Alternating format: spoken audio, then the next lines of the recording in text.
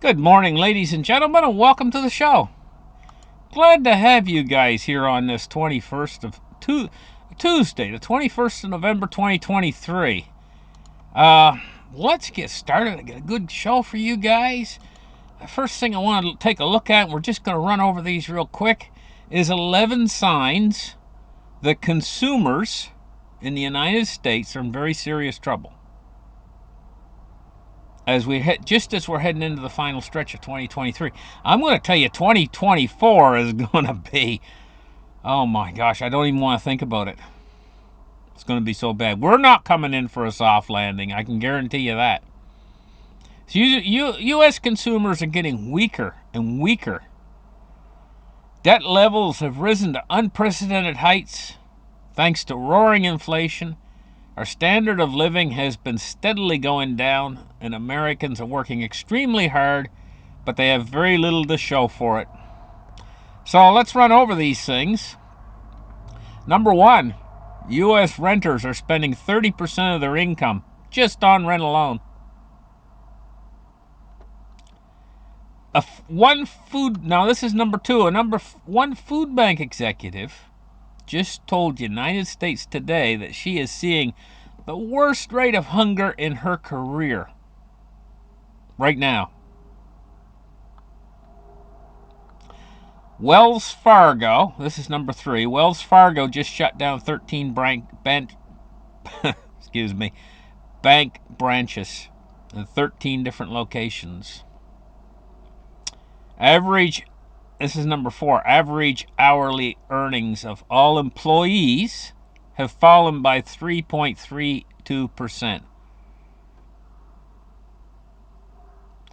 Number five, due to a lack of consumer demand, 3 different major Burger King franchises have recently declared bankruptcy. Maybe you got one in your community near you that you drive by and you see now they got a thing on the door, closed. Vice Media has announced, this is number 6, that it'll be laying off dozens of staffers.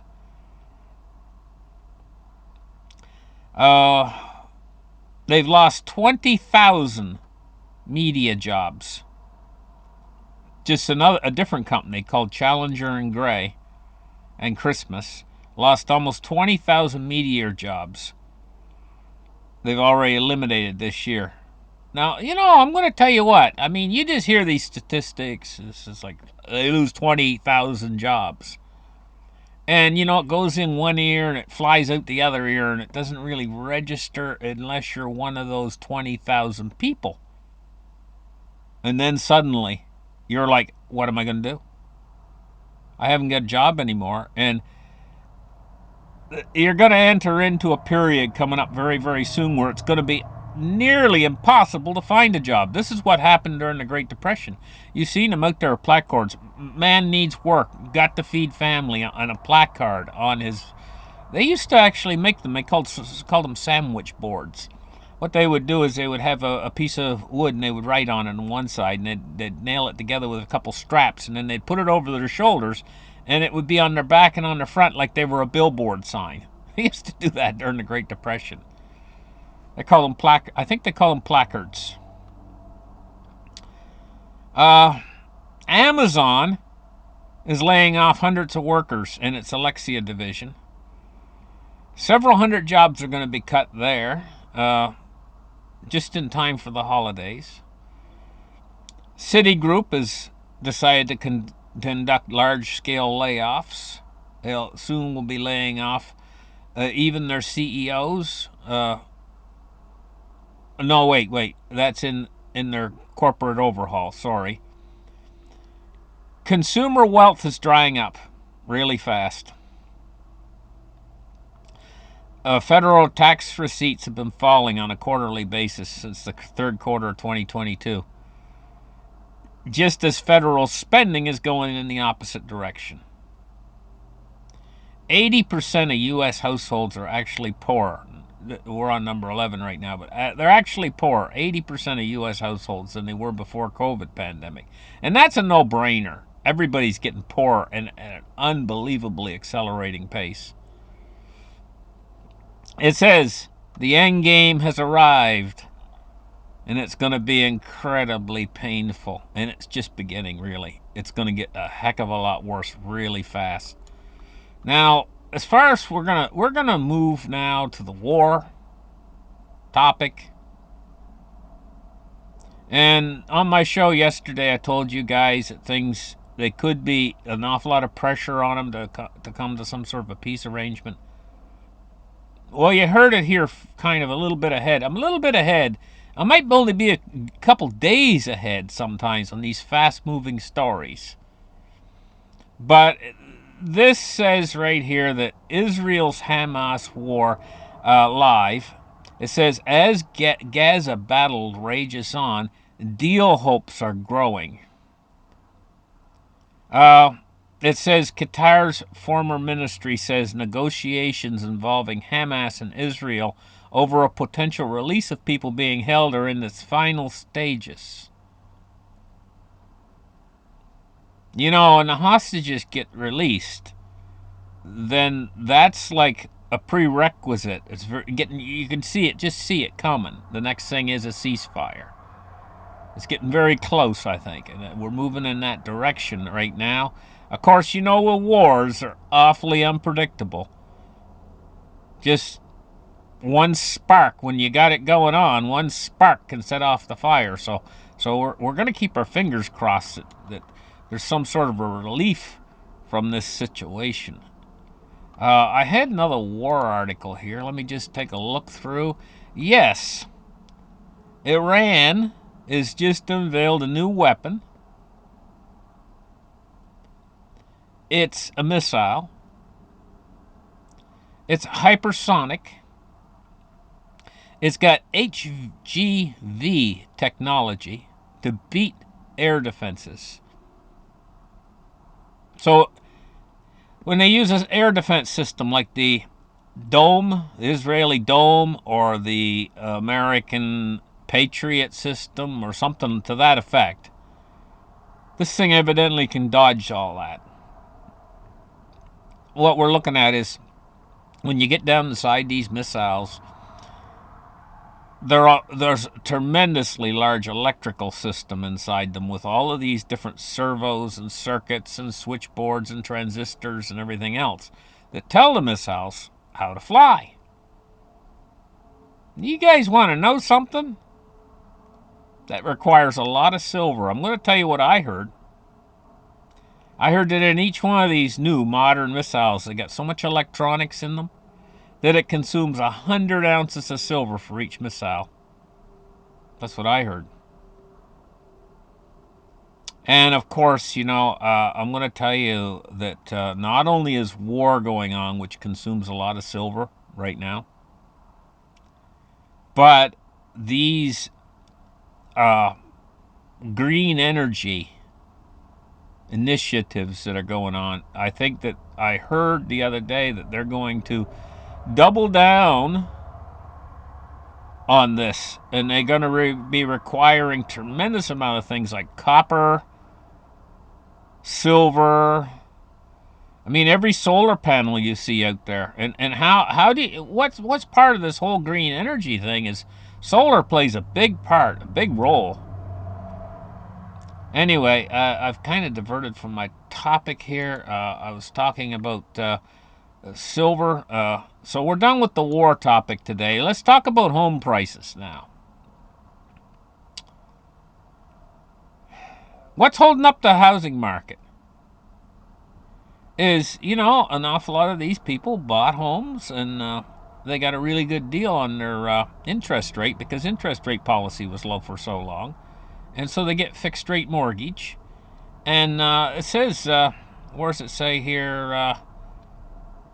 It says sales sank 14.6% compared with the same month last year. They've fallen five months in a row, held back by climbing mortgage rates and a thin supply of properties on the market. That's why there's a thin supply of properties on the market.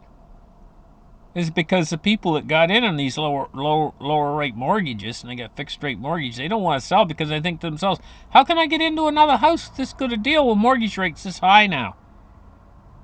So it makes a little bit of a thin supply. This is the only thing holding up a market that would sink like a stone in the water, but it's going to sink like a stone in the water anyway because this thin supply thing is not going to hold it up forever. So it says, sales of previously occupied U.S. homes slumped in October to their slowest pace in more than 13 years. Surging mortgage rates and rising prices kept many prospective home buyers on the sidelines. Existing home sales fell 4.1% last month from September, and a seasonally adjusted annual rate of 3.79 million. Now, here's the thing: is they adjust the numbers. They will. So these numbers are probably not even. And even though it says it fell 4.1% in just 1 month, well, that's what. I'll do the math real quick. 10 months would be 40%, 4% a month. That's pretty fast, Paul, pretty fast. 4.1%, that would be almost 50% in a year, wouldn't it? If I doing the math correct in my head? If it fell 4% every month? I would say that's a crash. just saying. Okay. This might be the dumbest move. They're adopting the dollar. Can you believe that? Far-right populist movement in Argentina right now. This Javier,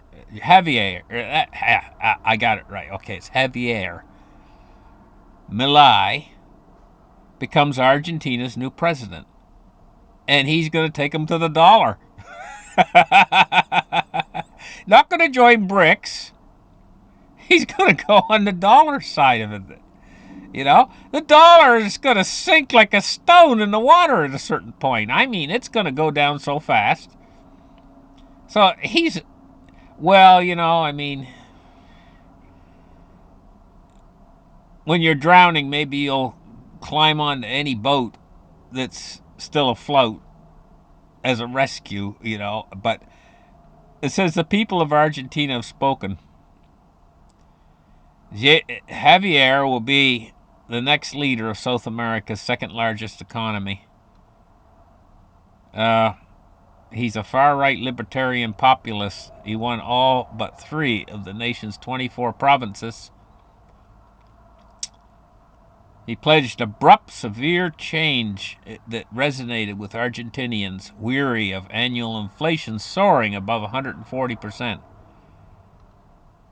And so, from what I heard, they're going to be all about the dollar. And so this helps prop the dollar a little bit for a little while. But it's such a big thing, and it's got so much weight behind it. It's like the Titanic when it was sinking. This is like maybe the Titanic had 8 or 10 holes in it when it was sinking. This is like maybe trying to patch one of the holes. The ship's still gonna sink. It might just take a little bit longer. Okay, guess what? The inflation battered Americans that I talked about in my previous article on here just a minute ago, they're having to raid their 401ks now. Otherwise, they won't be able to pay the rent or the mortgages. How long is this going to... This just shows a sign of absolute desperacy. And there's another thing, too. You get too many of them raiding these 401ks. 401k system. I don't believe for a minute that they really ever intended to pay out this system too long. I mean, I think of this system as a Ponzi scheme in my mind. This is just my opinion on this.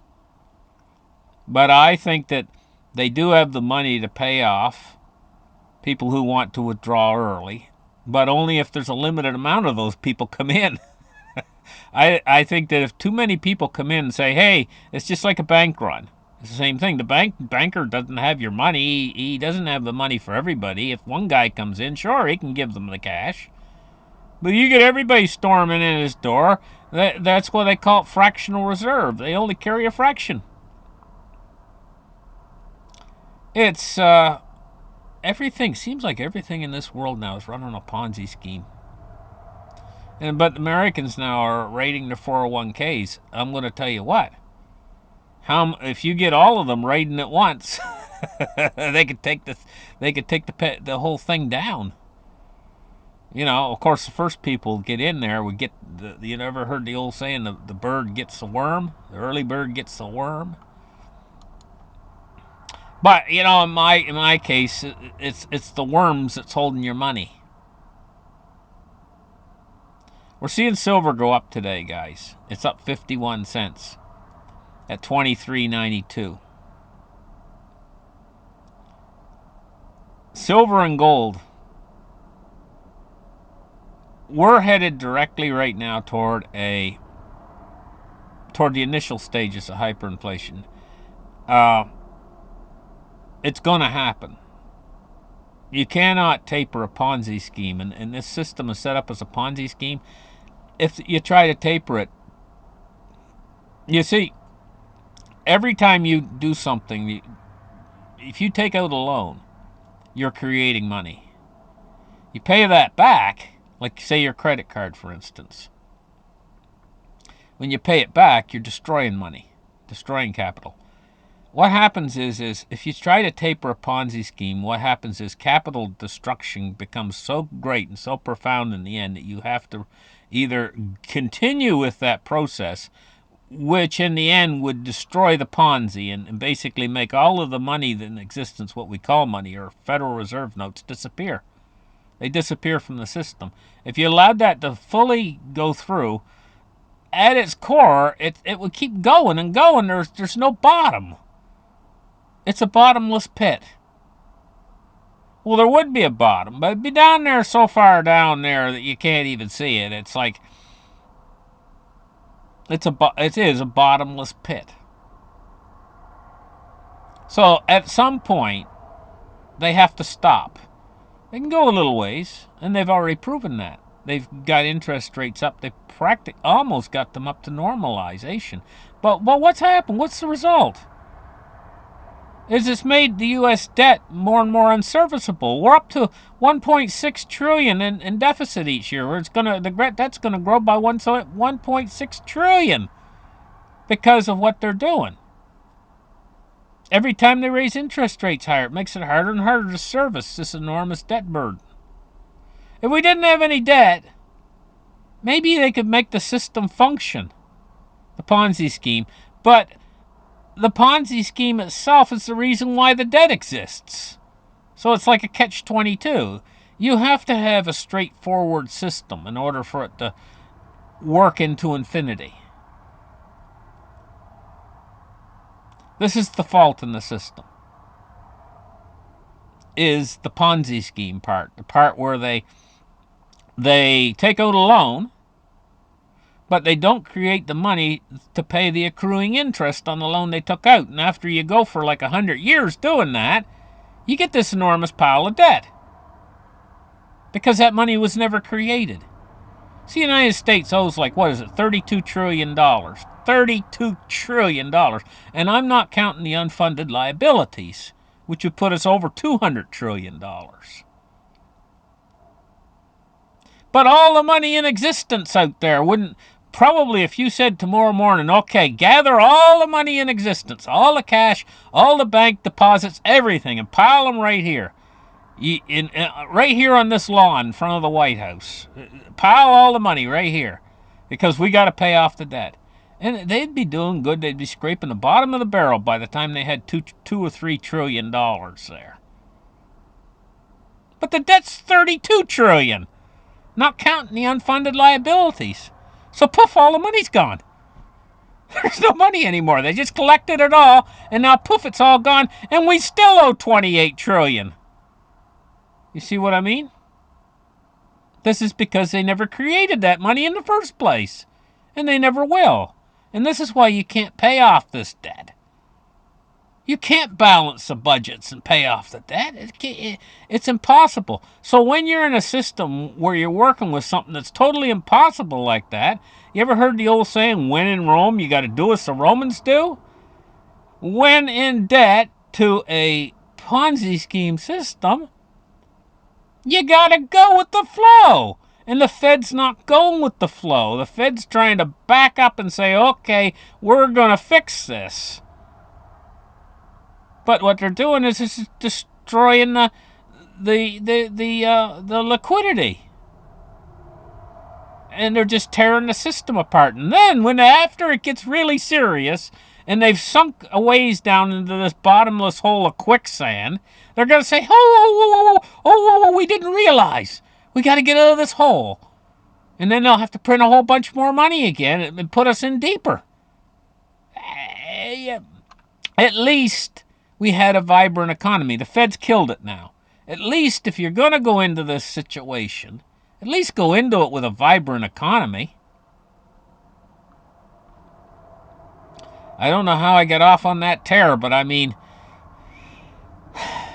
this is a situation where damned if they do, damned if they don't, the Fed is trapped. Bitcoin's at 36,888 today. So it's come cooled down a little bit because it's 37,000 and something yesterday. Ethereum is at 1983. XRP is at 60 cents today. Dow Jones Industrial Average is down 59 points on the day at 35,091. Taking a look at oil today, it's down 52 cents at 77.31. Bonds and rates today, we're looking at fallen yields, but it's only very small. The U.S. 10 years fell 1.2 basis points at 4.41, and the U.S. 30 years at 4.57, and it fell 0.2 of 1 basis point. Taking a look at the dollar index today, we're looking at 103.35, and the dollar is going along sideways right now. Thank you guys for listening to my show. Thank you for being a great audience out there. You guys are very special.